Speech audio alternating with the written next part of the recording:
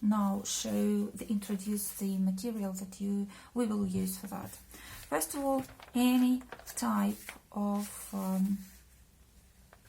newspaper or magazine paper which is not glossy. You know, this is a journal I bought in just a stationery shop just when I wanted to have a walk and collect a couple of leaves. I didn't have anything with me, in my journal with me, so I just bought it and placed everything inside. And you know, before I came home, I had lost a couple, maybe even half of all my findings, because it didn't close. It wasn't sealed, it wasn't fixed. So just having a book with you doesn't always work, especially when you collect many things. But the paper itself, I decided to use it because it's just normal newspaper paper. let's say that. Then old books, definitely perfect paper. It's perfect for the second reason, because in fact, when you use these for pressing flowers, and the flowers leave some traces, and you can see, like, they give the juice, they give the color. It's a pre-made, natural, absolutely natural eco print, and you can take it out and use it in any project you like, be that junk journal, be that color, collage, or anything.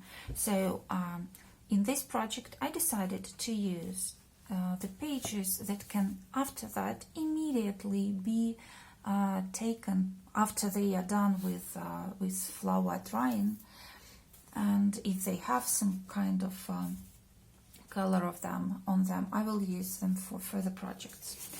Then I will use this brown paper. I have this brown paper set. Actually, it's paper for sketches, craft paper as they call it, and or you can use any type of that. Just be sure it absorbs well. Then I will use a couple of pages with watercolor paper. This is not a very heavyweight watercolor paper, but still it's stronger and harder than ordinary office paper. That's why it will make perfect sense.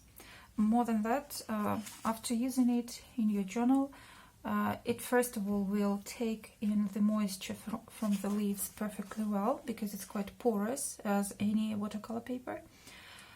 It doesn't leak too much, and I think it will take perfect print, eco print from the grasses and colorful petals and leaves.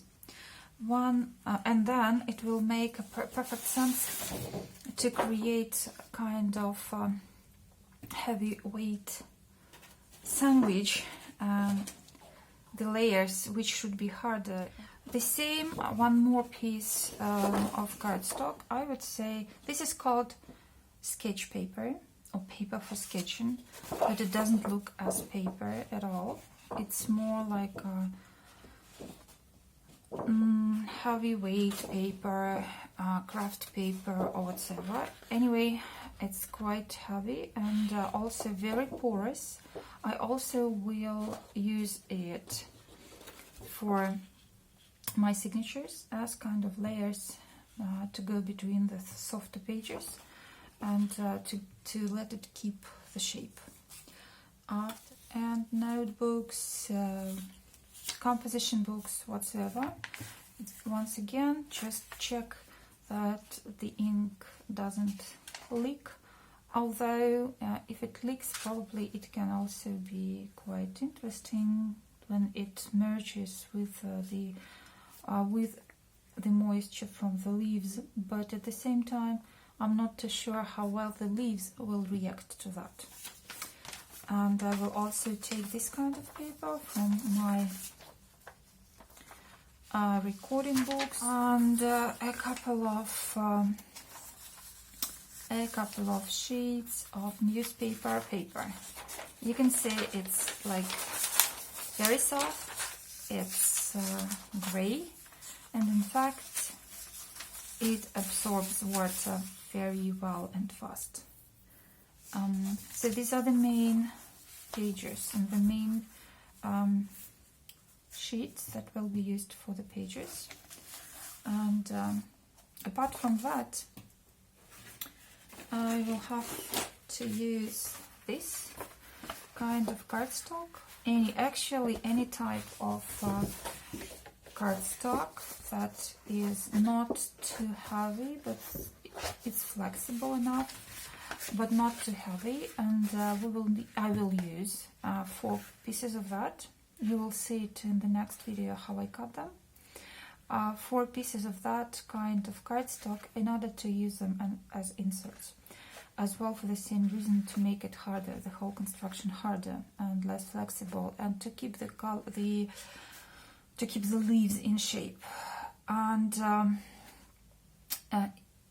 I have already actually, this is not exactly the cardstock that I'm gonna use in my journal, because I have already recorded the video with signature making, and I have already cut the cardstock that I planned, and then, you know, I had to re-record the video. So I will use white PVA glue instead, and I have 2 types of them. This is a professional super PVA. Actually, it's also acrylic glue, but it is water soluble. It means it can be dissolved with water, and I think it's good in terms of not stealing the moisture inside. But even that, it can kind of be quite safe to use. I am not going to glue the whole surface. I am going to glue only the edges. So I will use it for the cover, and I actually will use the same fabric. Probably I have leftovers of this, if it's enough, but we will see that during the process. Then I will take this kind of this is an old file folder. It's quite heavyweight, but not too much, so I will use it as a piece. Or if it's not enough, I will probably take a bigger one. One more thing that you will use: different types of elastics. I'm thinking now about black elastics. That can be, this one is, first of all, it's like tighter than this one. In fact, it's not a big deal what kind and color you will use. I will use 2 of these, but in fact, even if you have just white and it's tight enough, or it can be wider, it can be different color, because if you don't like it, you just can take any color or any dye, and or even coffee, and just dye. So part 3 of the video is going to be the signature making, and that's like half of the story to complete it. So it's quite a speedy project. It doesn't take any time, any effort. It's really easy and quite useful. One more idea: if you want to repurpose then your flower press book into a journal, you can use scrapbooking paper kits here for your pages.